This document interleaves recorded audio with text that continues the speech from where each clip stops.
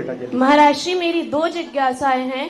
पहली जिज्ञासा यह है कि कुछ लोग बोलते हैं कि जब तक आपकी गलती ना हो तब तक सामने वाले के सामने झुकना नहीं चाहिए, और कुछ लोग कहते हैं अगर सॉरी बोलने से बात बन रही है तो क्या हर्ज है।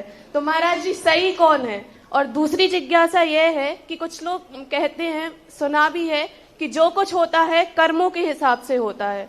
तो लोग बीमार हो जाते हैं तो डॉक्टर के पास क्यों जाते हैं? अगर अच्छे कर्म किए होंगे तो अपने आप ठीक हो जाएंगे। पहली बात तो जो है, पहला प्रश्न क्या था महाराज जी? पहला गलती, हाँ समझ गया। गलती होने पर, गलती का जो होने पर ये प्रसंग देखा जाता है। यदि हमारी गलती नहीं है और गलती मान लेने में, शौरी करने में यदि मामला शांत होता है तो समझदारी से कर लेना चाहिए। अमरचंद दीवान ने गलती नहीं की थी, लेकिन पूरे नगर को बचाने के लिए उन्होंने स्वयं गलती स्वीकार कर ली थी और फांसी पे चढ़ गए थे। पूरे नगर को बचा लिया था। तो वहां अभिप्राय देखा जाएगा। और हमारी गलती मानने से यदि उन्मार्ग होता है, गलत होता है, तो फिर वहां मानना नहीं चाहिए। प्रसंग देखा जाएगा, हानि लाभ देखा जाएगा। सॉरी कहने से कितनी हानि है, कितना लाभ है, और सॉरी नहीं कहने से कितनी हानि और लाभ है। कई प्रसंगों में सत्य मेरु के समान अड़ग होना चाहिए, क्योंकि वहां से बहुत बड़ी हानि हो जाएगी। यदि तुमने सॉरी मान लिया तो सामने वाला उस मार्ग का समर्थन करके गलत मार्ग की तरफ जा सकता है। तो वहां देखना पड़ेगा इसको, एकांत से निर्णय नहीं करना, प्रसंग को देखना जरूरी है। और प्रसंग, अब रही बात कर्म की, जब बात है कर्म के उदय से ही सब कुछ होता है, लेकिन कर्म की उदय उदीर्णा होती है। कर्म सिद्धांत को लोग पूरा न समझने के कारण से लोग भ्रम में पड़ जाते हैं कि जब कर्म ही सब कुछ करता है तो दवाई की क्या जरूरत। भूख भी लगती है तो कर्म के उदय से लगती है, तो रोटी की क्या जरूरत। ये विवक्षा तो लोग समझ जाते, लेकिन ये विवक्षा नहीं समझते कर्मों में उदय उदीर्णा का प्रसंग आता है।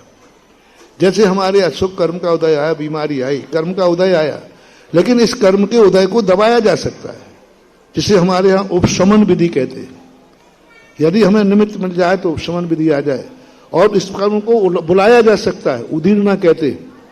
अभी ऐसे ठंड नहीं लग रही थी, लेकिन यही यदि ये पर्दे खोल दिया जाए और ये एसी चला दिया जाए तो ठंड लगे, तो जो ठंड लगेगी वो कर्म के उदय से लगेगी। लेकिन उस कर्म को उदय में कौन लाया? उस कर्म जो उदय में नहीं आ रहा था, ठंड तो कर्म से ही लगेगी, लेकिन उस कर्म के उदय को लाने में कारण बना ठंडी हवा। तो ये कर्म है, और अपन ने बंद कर दिया तो उस कर्म को उपशमित कर दिया। तो हमारे यहाँ 10 विधियां हैं कर्म की: उपशमन विधि, उदीर्णा विधि, उत्कर्षण विधि, अपकर्षण विधि। कल जो कर्म उदय में आना था हम आज ही ला देंगे उसको उदय में। जो कर्म उदय में आज अभी आ रहा है हम उसको टाल देंगे, कल आएगा उदय में, नष्ट भी कर देंगे। कितने कर्म हैं जो हमारे, हम लोग तपस्या काय के लिए कर रहे हैं? जो कर्म हमारे उदय में आ रहे हैं उनको हम नष्ट कर रहे हैं, नष्ट कर देंगे, निर्जरा करेंगे, परमोक्ष दे देंगे। और तो ये जो उदय उदीर्णा निर्जरा आदि जो हैं, ये सब निमित्त बताते हैं।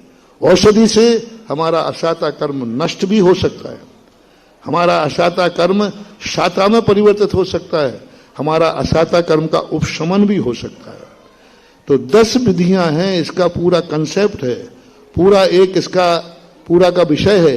इन सब दृष्टिकोण से जब देखेंगे तो बीमारी कर्म से ही आती है, तो बीमारी भी आएगी, दवाई भी खाएंगे, दवाई भी सही है, बीमारी भी सही है, कर्म भी सही है, और इसलिए सब चलने दो, दवाई भी खाते जाओ, कर्म को ठीक करते जाओ। अन्यथा यदि दवाई ही ठीक करती है तो किसी को मरना नहीं चाहिए, और दवाई से ठीक नहीं होते हैं तो किसी को खाना नहीं चाहिए। खाना भी है, दवाई से फायदा है, लेकिन खाने से सभी अमर हो जाएंगे, शुभ बात नहीं, एक बहुत बड़ी अवस्था है। इसलिए कर्म सिद्धांत पूरा पढ़ो तो तुम्हें इसका जवाब मिलेगा। अभी तो हमने छोटे में दिया है।